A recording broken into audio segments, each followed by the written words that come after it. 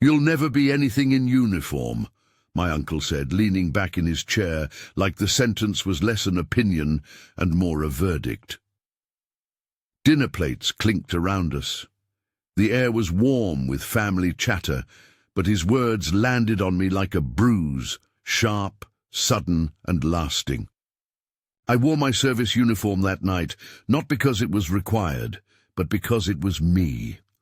It was the result of years of early mornings, late nights, sweat, strategy, study, and sacrifice. It was the uniform I put on long before I earned the confidence of some, including members of my own family. At the time, I was 8 months into a deployment rotation, and though my uniform felt natural to me, at that dinner table it felt like a costume someone else had chosen for me, an outfit for a role someone else expected me to fail in. I'll come back to the moment in Washington, D.C., the medal ceremony itself, because that part of the story holds all the tension that makes a narrative unforgettable. But first, the slow, small work that led me there. The early mornings before the sun rose, the spreadsheets and lists I kept on my phone to track my squad's tasks, the nights I passed up on calls with friends so I could finish paperwork, the weekends I spent training new recruits while others rested. People always want the dramatic part, the applause, the rifle salute, the photograph with a gleaming medal. But they forget about the ledger entries. Who made time to help a fellow soldier fix a problem? Who stayed late to cover someone's shift? Who answered every email at 2 a.m. because that's when the deadline was set? That ledger is where this story begins. I grew up with uniforms in my family, not military uniforms, but the uniform of duty, responsibilities, expectations, chores, and roles that defined us before we defined ourselves. When I finally signed my enlistment papers, it felt less like putting on a new identity and more like answering a question I'd been asking myself for years. Who am I when I stop being everyone else's fixer? That's the curious thing about being the person who solves everyone else's problems. People stop noticing you. They assume your service, your strength, your sacrifices are part of your nature, and so come without cost. My family congratulated me that night like people who expect an ATM to acknowledge them. Quick, polite, and then back to business. My brother asked for favors that fit easily between stories of my deployment.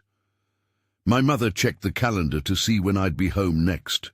But then came my uncle's laugh, the kind of laugh that sounds like a lock clicking shut, when he said, "You'll never be anything in uniform." To him, achieving, succeeding, leading, none of it mattered unless it was loud enough to be obvious. So I opened my notebook app that night and began a list, not a general things to do, but a log I would come to rely on. Dates, endorsements, recommendation letters, performance reports, timelines, signatures, timestamps. I called it my receipts. I didn't list them to prove things to others. I listed them because facts resist reinterpretation. A timestamp doesn't forget. A signed document doesn't rewrite itself. The first sign of what happened next came not as a flood of congratulations, but as a nomination packet. A nomination for a medal supported by people in my unit who had seen me work through rainstorms, long patrols, operational planning and logistics tasks that didn't make great stories, but saved time, resources, and sometimes lives. I added the nomination to my inventory sheet, expanded my columns for dates, follow-ups, names of endorsers, and emails confirming submission. Recognition in the military doesn't travel in fast currents. It moves like bureaucracy, slow, thorough, deliberate. That's what makes it meaningful. Multiple checkpoints. But it also means opportunities can be delayed, rerouted, or complicated. 1 week before the family dinner, the one with my uncle, I saw something odd on my spreadsheet. One line under Awards Board Approval that should have read Approved instead read Pending Supplemental Info. The email thread below it used a different font from the rest. When I inspected it, the timestamp suggested the file had been altered after submission. long after the awards coordinator had sent it to the board. I contacted Carla, a digital forensics specialist attached to our unit. She didn't deal in emotion. She dealt in artifacts, timestamps, IP addresses, signature hashes. Over 2 days she pulled the nomination packet apart like a watchmaker. What she found: a secondary signature inserted after the original document was closed, and the digital trail, the IP address logged during that insertion, wasn't a work computer or military terminal. It traced back to a residential address, my parents' home. There is something sobering about facts. They don't shout, they just are. Carla's report listed bullet points, timelines, hashes, IP logs, device signatures, no italics, no moral commentary, just evidence. I printed the summary and placed it in the binder beside the original nomination packet. Then I called Marcus, a lawyer whose office was filled with shelves of dusty books and calm professionalism. He told me to document everything, preserve copies, follow process, don't go public, and most importantly, don't delete anything.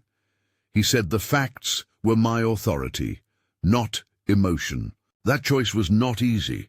I felt the urge to confront my uncle, to stand at a table and recite the timeline aloud, the early morning drills, late nights handling logistics, every endorsement, process step and file signature. But Marcus helped me see that a public confrontation would be spectacle, and spectacle rarely leads to accountability. What I needed was institutionally recorded truth. So I went to the inspector's office and filed a complaint. I gave them the forensic summary, the network logs, the timeline, and my witness list. They assigned a case number and told me protective measures could be issued if necessary. The next few weeks were filled with interviews, device preservation orders, and quiet conversations that took place in offices where the air smelled of paper, copier toner, and the stern expectation of protocol. Family dynamics added a layer of complexity I hadn't expected. My mother was cautious. "Can't we just talk?" she asked, as though dialogue could rewrite system logs. My uncle called once, charming and tentative. I didn't answer. I left his message untouched in the folder labeled Family Communications. Meanwhile, back at work, life went on. You still go to morning PT, you still attend briefings, you still answer emails with the same steady tone that keeps team confidence intact. In the service, splitting yourself into public duty and private life is second nature. A few months later, a hearing was scheduled. Not a dramatic courtroom scene, but a formal review before the awards board with investigators and witnesses present. I prepared the binder, forensic proof, timeline, witness statements, emails, and original paperwork. I reviewed the medal criteria and mission impact timeline. I rehearsed explaining, calmly, factually, why the alteration mattered.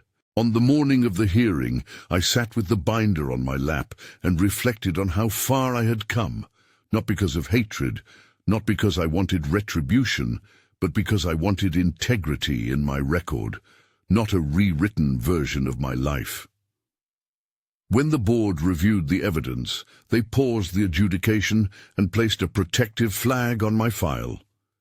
Later, they would issue a corrected citation once the investigation was complete. That was quiet vindication, not applause, not headlines, but clarifying truth. The ceremony was scheduled in Washington, D.C.